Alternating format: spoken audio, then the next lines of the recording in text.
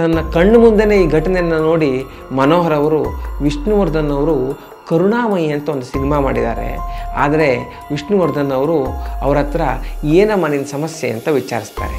ಆಗ ಈ ಹಣ ತಗೊಂಡವ್ರ ಹತ್ರ ಹಣ ವಾಪಸ್ ಕೇಳಿದಾಗ ಅವರು ಕೊಡೋಕ್ಕೆ ರೆಡಿ ಇರಲ್ಲ, ಆಗಲ್ಲ ಅಂತ ಹೇಳ್ತಾರೆ.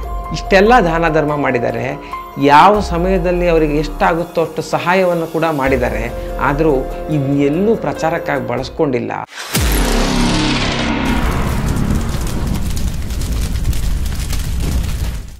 ಎಲ್ಲರಿಗೂ ನಮಸ್ಕಾರ. ಕನ್ನಡ ಮಾಣಿಕ್ಯ ಯೂಟ್ಯೂಬ್ ಚಾನಲ್ಗೆ ಸ್ವಾಗತ. ದಂತಕಥೆಯ ಹಿಂದಿನ ಸಂಚಿಕೆಯಲ್ಲಿ ಡಾಕ್ಟರ್ ವಿಷ್ಣುವರ್ಧನ್ ಅವರಿಗೆ ಬಾಳ್ ಠಾಕ್ರೆ ಅವರು ಯಾಕೆ ಇಷ್ಟ ಆಗ್ತಾಯಿದ್ರು, ಹಾಗೇನೆ ಭಾರತಕ್ಕೆ ಮಿಲಿಟರಿ ಆಡಳಿತ ಇದ್ದರೆ ಒಳ್ಳೆಯದಿತ್ತು ಅಂತ ವಿಷ್ಣುವರ್ಧನ್ ಅವರು ಯಾಕೆ ಹೇಳಿದರು, ಈ ಎಲ್ಲ ವಿಷಯಗಳನ್ನು ತಿಳಿದುಕೊಂಡ್ವಿ. ಇವತ್ತಿನ ಸಂಚಿಕೆಯಲ್ಲಿ ಖ್ಯಾತ ಸಂಗೀತ ನಿರ್ದೇಶಕ ವಿ ಮನೋಹರ್ ಅವರಿಗೆ ಯಾವ ರೀತಿ ಡಾಕ್ಟರ್ ವಿಷ್ಣುವರ್ಧನ್ ಅವರು ಸಹಾಯ ಮಾಡಿದರು, ಹಾಗೆಯೇ ಮನೋಹರ್ ಅವರು ಕಂಡ ಡಾಕ್ಟರ್ ವಿಷ್ಣುವರ್ಧನ್ ಅವರು ಹೇಗಿದ್ದರು, ಈ ಎರಡು ವಿಷಯಗಳನ್ನು ತಿಳಿದುಕೊಳ್ಳೋಣ. ಇವತ್ತಿನ ಸಂಚಿಕೆಯಲ್ಲಿ ಹೇಳುತ್ತಿರುವ ವಿಷಯಗಳನ್ನು ಸಿದ್ದಾಪುರ ಶಿವಕುಮಾರ್ ಅವರು ಬರೆದಿರುವಂತಹ ಆ ಕರ್ಣದಂತೆ ಪುಸ್ತಕದಿಂದ ಆಯ್ದುಕೊಳ್ಳಲಾಗಿದೆ. ಈ ಪುಸ್ತಕಕ್ಕಾಗಿ ಸಿದ್ದಾಪುರ ಶಿವಕುಮಾರ್ ಅವರು ಮನೋಹರ್ ಅವರನ್ನು ಭೇಟಿ ಮಾಡಿ ಸಂದರ್ಶನ ಮಾಡಿದಾಗ ಮನೋಹರ್ ಅವರು ವಿಷ್ಣುವರ್ಧನ್ ಮತ್ತು ಅವರ ಒಡನಾಟ ಯಾವ ರೀತಿ ಆರಂಭ ಆಯಿತು ಮತ್ತು ಅವರ ಜೀವನದಲ್ಲಿ ಕಂಡಿರುವಂತಹ ವಿಷ್ಣುವರ್ಧನ್ ಯಾವ ರೀತಿ ಇದ್ದರು ಅನ್ನೋದನ್ನು ಹಂಚಿಕೊಂಡಿದ್ದಾರೆ. ವಿಷ್ಣುವರ್ಧನ್ ಹಾಗೂ ಮನೋಹರ್ ಅವರ ಮೊದಲ ಭೇಟಿ ಯಮಕಿಂಕರ ಸಿನಿಮಾದ ಸೆಟ್ಟಲ್ಲಿ ಆಯ್ತಂತೆ. ಯಮಕಿಂಕರ ಸಿನಿಮಾಗೆ ಮನೋಹರ್ ಅವರು ಒಂದು ಹಾಡನ್ನು ಬರೆದಿರ್ತಾರೆ. ಈ ಭೇಟಿ ಅಂತಹ ವಿಶೇಷವಾಗೇನೂ ಇರಲಿಲ್ಲ. ನಂತರ ಲಾಲಿ ಚಿತ್ರಕ್ಕೆ ಸಂಗೀತ ನಿರ್ದೇಶಕನಾಗುವ ಅವಕಾಶ ಮನೋಹರ್ ಅವರಿಗೆ ಒದಗಿ ಬರುತ್ತೆ. ಈ ಚಿತ್ರದಲ್ಲಿ ಹೀರೋ ಡಾಕ್ಟರ್ ವಿಷ್ಣುವರ್ಧನ್. ಲಾಲಿ ಚಿತ್ರದ ರೆಕಾರ್ಡಿಂಗ್ ಬಂದಾಗ ಸಿನಿಮಾದ ಹಾಡುಗಳನ್ನು ಕೇಳಿ ಹಾಡುಗಳೆಲ್ಲ ತುಂಬ ಚೆನ್ನಾಗಿದೆ, ನೀವು ಒಳ್ಳೆ ವರ್ಕ್ ಮಾಡಿದ್ದೀರಾ ಅಂತ ಮನೋಹರ್ ಅವರಿಗೆ ವಿಷ್ಣುವರ್ಧನ್ ಅವರು ಪ್ರೋತ್ಸಾಹ ಕೊಟ್ಟಿದ್ದರಂತೆ. ನಂತರ ಸೂರ್ಯವಂಶ ಚಿತ್ರದಲ್ಲಿ ಇದೇ ರೀತಿ ಮನೋಹರ್ ಅವರು ಮತ್ತೆ ಸಂಗೀತ ನಿರ್ದೇಶಕರಾಗಿರ್ತಾರೆ. ಆ ಸಿನಿಮಾದಲ್ಲಿ ತಾತ ಮತ್ತು ಮೊಮ್ಮಗನ ನಡುವೆ ಬರುವಂತಹ ಒಂದು ಹಾಡನ್ನು ಮನೋಹರ್ ಅವರು ರೆಡಿ ಮಾಡ್ಕೊಂಡಿರ್ತಾರೆ. ಈ ಹಾಡನ್ನು ವಿಷ್ಣುವರ್ಧನ್ ಅವರೇ ಹಾಡಿದರೆ ಚೆನ್ನಾಗಿರುತ್ತೆ ಅಂತ ಅವ್ರ ಕೈಯಲ್ಲೇ ಹಾಡಿಸ್ತಾರೆ. ಈ ಹಾಡನ್ನು ರೆಕಾರ್ಡ್ ಮಾಡಲಿಕ್ಕೆ ಬಂದಂತಹ ವಿಷ್ಣುವರ್ಧನ್ ಅವರು ಮನೋಹರ್ ಅವರನ್ನು ನೋಡಿ, ನೀವು ಯಾವುದೋ ಮಠದ ಸ್ವಾಮೀಜಿ ಥರ ಕಾಣ್ತೀರಾ ಅಂತ ತಮಾಷೆ ಮಾಡಿದ್ರಂತೆ. ಇದೇ ರೀತಿ ಬೇರೆ ಬೇರೆ ಸಿನಿಮಾಗಳಲ್ಲಿ ಒಟ್ಟಿಗೆ ಕೆಲಸ ಮಾಡಿ ವಿಷ್ಣುವರ್ಧನ್ ಹಾಗೂ ಮನೋಹರ್ ಅವರ ಬಾಂಧವ್ಯ ಬೆಳೀತಾ ಹೋಗುತ್ತೆ. ಸುಮಾರು 2003 ಇರಬೇಕು. ಆ ಸಮಯದಲ್ಲಿ ಒಂದು ಸೈಟ್ ತೊಗೋಬೇಕು ಅಂತ ಮನೋಹರ್ ಅವರು ಒಬ್ಬರಿಗೆ ಹಣವನ್ನು ಕೊಟ್ಟಿರ್ತಾರೆ. ನಂತರ ವಿಚಾರಿಸಿದಾಗ ಅದು BDA ಸೈಟ್ ಅಲ್ಲ ಅಂತ ಗೊತ್ತಾಗುತ್ತೆ. ಆಗ ಈ ಹಣ ತಗೊಂಡವ್ರ ಹತ್ರ ಹಣ ವಾಪಸ್ ಕೇಳಿದಾಗ ಅವರು ಕೊಡೋಕ್ಕೆ ರೆಡಿ ಇರಲ್ಲ, ಆಗಲ್ಲ ಅಂತ ಹೇಳ್ತಾರೆ. ಈ ಸಮಸ್ಯೆ ಯಾರ ಹತ್ರ ಹೇಳ್ಕೊಳ್ಳೋದು, ಯಾವ ರೀತಿ ಸಾಲ್ವ್ ಮಾಡೋದು ಅಂತ ಮನೋಹರ್ ಅವರು ವಿಚಾರ ಮಾಡ್ತಿರ್ಬೇಕಾದ್ರೆ ವಿಷ್ಣುವರ್ಧನ್ ಅವರಿಗೆ ಈ ವಿಷಯ ಹೇಗೋ ಗೊತ್ತಾಗುತ್ತೆ. ಆಗ ವಿಷ್ಣುವರ್ಧನ್ ಅವರು ಆ ಸೈಟನ್ನು ಮಾರಿದಂತಹ ವ್ಯಕ್ತಿಯನ್ನು ಕರೆದು ಅವನಿಗೆ ಮೊದಲು ಒಂದಷ್ಟು ಹಣ ಕೊಟ್ಟು ನಂತರ ಮನೋಹರ್ ಅವರ ಹಣವನ್ನು ಅವರಿಗೆ ವಾಪಸ್ ಬರುವಂತೆ ಮಾಡ್ತಾರೆ.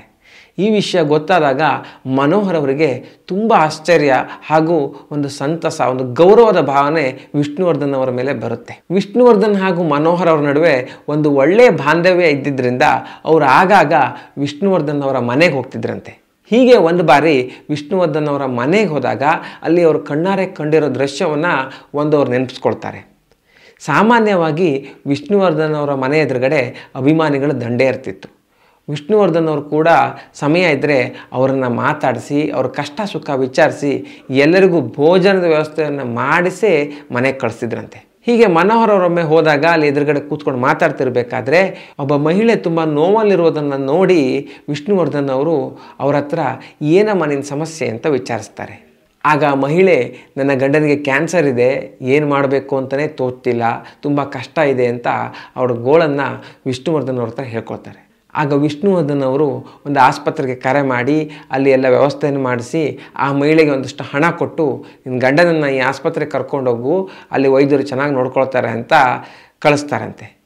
ಈ ರೀತಿ ಯಾರೇ ಬರಲಿ, ಯಾರಿಗಾದರೂ ಸಮಸ್ಯೆ ಇದೆ ಅಂತ ಗೊತ್ತಾದರೆ ತಮ್ಮ ಕೈಲಿ ಆದಷ್ಟು ಸಹಾಯವನ್ನು ವಿಷ್ಣುವರ್ಧನ್ ಅವರು ಆದಷ್ಟು ಬೇಗ ಮಾಡಲಿಕ್ಕೆ ಪ್ರಯತ್ನ ಪಡ್ತಿದ್ರಂತೆ. ತನ್ನ ಕಣ್ಣು ಮುಂದೆನೇ ಈ ಘಟನೆಯನ್ನು ನೋಡಿ ಮನೋಹರ್ ಅವರು ವಿಷ್ಣುವರ್ಧನ್ ಅವರು ಕರುಣಾಮಯಿ ಅಂತ ಒಂದು ಸಿನಿಮಾ ಮಾಡಿದ್ದಾರೆ.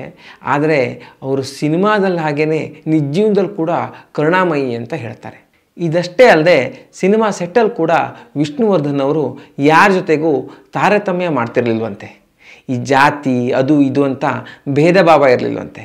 ಎಲ್ಲರ ಜೊತೆ ತಮಾಷೆಯಾಗಿ ಒಡನಾಡ್ತಿದ್ರಂತೆ. ಎಲ್ಲರನ್ನು ಕರೆದು ಮಾತನಾಡಿಸ್ತಿದ್ರಂತೆ. ಈ ಕಾರಣಕ್ಕೆ ಏನೋ ಮನೋಹರ್ ಅವರು ಕೂಡ ವಿಷ್ಣುವರ್ಧನ್ ಅವ್ರ ಜೊತೆ ತುಂಬ ಅನ್ಯೋನ್ಯವಾಗಿದ್ದರಂತೆ. ಯಾವುದಾದ್ರೂ ಹಬ್ಬ ಅಥವಾ ಒಂದು ಫಂಕ್ಷನ್ ಇದ್ದಾಗ ವಿಷ್ಣುವರ್ಧನ್ ಅವರು ಮನೋಹರ್ಗೆ ಫೋನ್ ಮಾಡಿ ಈ ರೀತಿ ಒಂದು ಫಂಕ್ಷನ್ ಇಟ್ಕೊಂಡಿದ್ದೇವೆ, ಗೋಕುಲಾಷ್ಟಮಿ ಇದೆ, ಭಜನೆ ಮಾಡ್ತಿದ್ದೀವಿ, ಬನ್ನಿ ಅಂತ ಮನೋಹರ್ ಅವ್ರನ್ನ ಕರಿತಿದ್ರಂತೆ. ಮನೋಹರ್ ಅವರು ಕೂಡ ಸಮಯ ಇದ್ದಾಗೆಲ್ಲ ಈ ರೀತಿಯ ಫಂಕ್ಷನ್ಗಳನ್ನು ಅಟೆಂಡ್ ಮಾಡ್ತಿದ್ರಂತೆ. ಇಷ್ಟೆಲ್ಲ ದಾನ ಧರ್ಮ ಮಾಡಿದ್ದಾರೆ. ಯಾವ ಸಮಯದಲ್ಲಿ ಅವರಿಗೆ ಎಷ್ಟಾಗುತ್ತೋ ಅಷ್ಟು ಸಹಾಯವನ್ನು ಕೂಡ ಮಾಡಿದ್ದಾರೆ. ಆದರೂ ಇದನ್ನೆಲ್ಲೂ ಪ್ರಚಾರಕ್ಕಾಗಿ ಬಳಸ್ಕೊಂಡಿಲ್ಲ. ಅದು ಗ್ರೇಟು. ಎಡಗೈಲಿ ಕೊಟ್ಟಿದ್ದು ಬಲಗೈಗೆ ಗೊತ್ತಾಗಬಾರ್ದು ಅನ್ನೋದು ವಿಷ್ಣುವರ್ಧನ್ ಅವರ ಪಾಲಿಸಿ ಆಗಿತ್ತು.